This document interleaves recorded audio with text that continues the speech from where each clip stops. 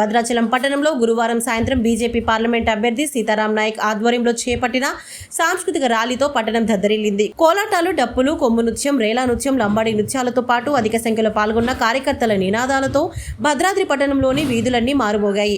Parliament BJP అభ్యర్థి Sitaram Naik, BJP party రాష్ట్ర నాయకులు పొంగులేటి సుధాకర్ రెడ్డి, జిల్లా బీజేపీ అధ్యక్షులు రంగా కిరణ్, భద్రాచలం నియోజకవర్గం బీజేపీ సమన్వయకర్త త్రినాథరావు, బీజేపీ నాయకులు కుంజధర్మాలు ప్రచార వాహనంపై నిల్చొని పట్టణవాసులకు అభివాదం చేస్తూ బీజేపీ పార్టీకి ఓటు వేయడం ద్వారా మరోసారి నరేంద్ర మోడీని ప్రధానమంత్రి చేసి అభివృద్ధిలో భాగస్వాములు కావాలని కోరారు. ఈ కార్యక్రమంలో బీజేపీ నాయకులు రామ్మోహన్, సతీష్, ఆవుల సుబ్బారావు, నాగబాబు, కుంజ సంతోష్తో పాటు పలువురు పాల్గొన్నారు.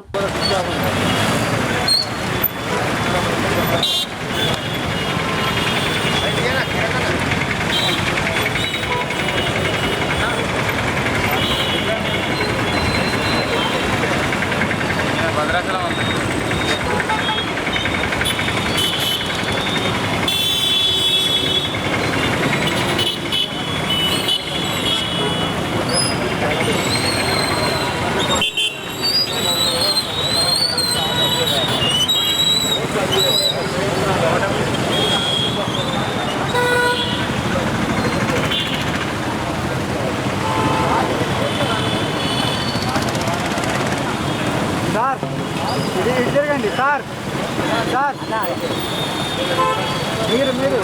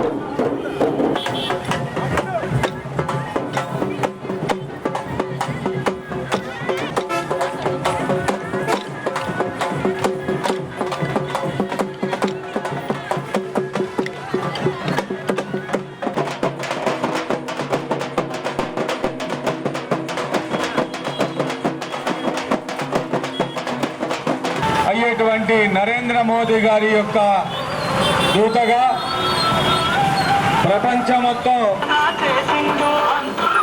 ఆచార్య సీతారాం నాయక్ గారి యొక్క కమలం పువ్వుపై నరేంద్ర మోదీ గారు అంటే దేశవ్యాప్తంగా ఈరోజు మోడీ గారి వేవ్ ఉంది. కశ్మీర్ నుంచి కన్యాకుమారి వరకు నేను తమిళనాడు, కర్ణాటక రాష్ట్రాలు కూడా ఇన్ఛార్జిగా ఉన్నాను.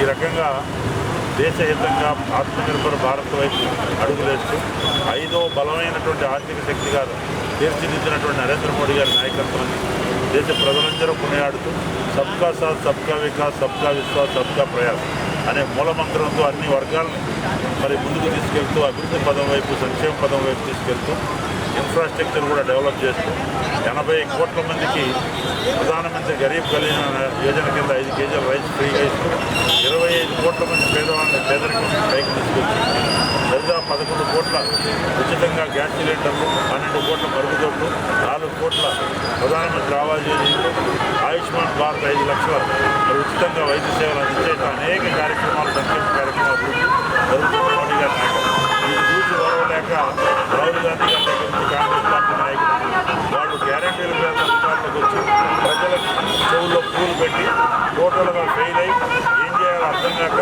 అన్ని దేవుళ్ళ మీద ఒట్టు పెట్టి ప్రజల్లో నమ్మకం నిలబడిపోతున్న నేపథ్యంలో ఆగస్టు 15కి రుణమాఫీ చేస్తామని ముఖ్యమంత్రి గారు చెప్పారు. ఇప్పుడు కొత్తగా ప్రజల దృష్టి మరలించడం కొరకు బీజేపీ కోటేస్తే రిజర్వేషన్లు పోతాయి, అంబేద్కర్ ఇచ్చిన రాజ్యాంగాన్ని మారుస్తారని ఒక ఆధారాలు లేని అభూత కల్పంతో గోబెల్స్ ప్రచారానికి ఒడిగట్టారు. తెలంగాణలో భారీ ఎత్తున ప్రచారం చేస్తూ ఉన్న సంగతి మీకు తెలుసు. కార్యకర్తలు కూడా కమిట్మెంట్తో పనిచేస్తూ ఉన్నారు. ఈ జరిగేటువంటి ఎన్నికల్లో ప్రజలు ఒక తీర్పు తీసుకున్నారు, ఒక నిర్ణయం ఇచ్చారు. ఈ దేశ భద్రత కొరకు, ఈ దేశం సుఖశాంతులతో తులదూగాలని, ఈ దేశంలో ఉండేటువంటి ప్రజలు ఎలాంటి భయభ్రాంతులకు గురి కాకుండా అంటే ఒక మంచి నాయకుని ఎన్నుకోవాలన్న ఉద్దేశంతో మోడీ గారి పోగుట్టు ఓటేసి గెలిపించాలనేటువంటి విషయాన్ని ఇచ్చారు.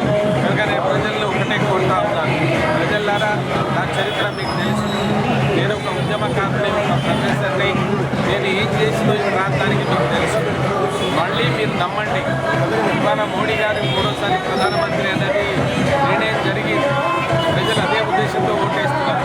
మరి అధికారంలో ఉన్నటువంటి పార్టీ పోటీ చేసి అభ్యర్థిని మీరు పంపిస్తే ఏ సమస్య లేకుండా ఇక్కడ ఉన్నటువంటి పాండురంగాపురం నుంచి రైల్వే మీకు ఇరవై వరకు కాలేదు, అది చేసి పెడతానని మీకు హామీ ఇస్తున్నారు. అదేవిధంగా భద్రాద్రి దక్షిణ భారతదేశంలో అయోధ్యను కలిగించేటువంటి భద్రాద్రి అనుకుంటున్నాం, కానీ ఆ స్థాయికి ఎదగలేదు. దాన్ని కూడా నిన్న మోడీ గారు వరంగల్ సభలో ఒక నివేదిక కూడా ఇచ్చారు. ఈసారి సమస్యలు ఉన్నాయి. ఒక ఎయిర్పోర్ట్ ఇక్కడ ఉంది, ఆ ఎయిర్పోర్ట్ కూడా చేయాలన్నారు. ఒక భద్రాచలంలో ఒక కేంద్రీయ విద్యాలయం లేదా జవహర్లాల్ నవోదయ స్కూల్ ఇవ్వనాలి. ఇవన్నీ కేంద్ర ప్రభుత్వం నుంచి వచ్చేది మాత్రమే, ఇది కేంద్ర ప్రభుత్వం ఇచ్చేది మాత్రమే. మరి ఇవాళ మీరు ఏ టీఆర్ఎస్ పార్టీ ఇంట్లో లేదు, బయట లేదు, వాళ్ళు ఎక్కడున్నారో ఎవరికి తెలియదు.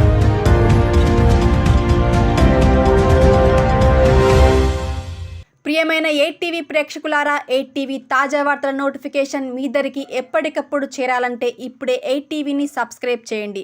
ఈ తాజా వార్తల లింకును ఓపెన్ చేసి సబ్స్క్రైబ్ క్లిక్ చేసి గంట బటన్ నొక్కండి. ఇక ఎంచక్కా తాజా వార్తలు మీకు చేరుతాయి.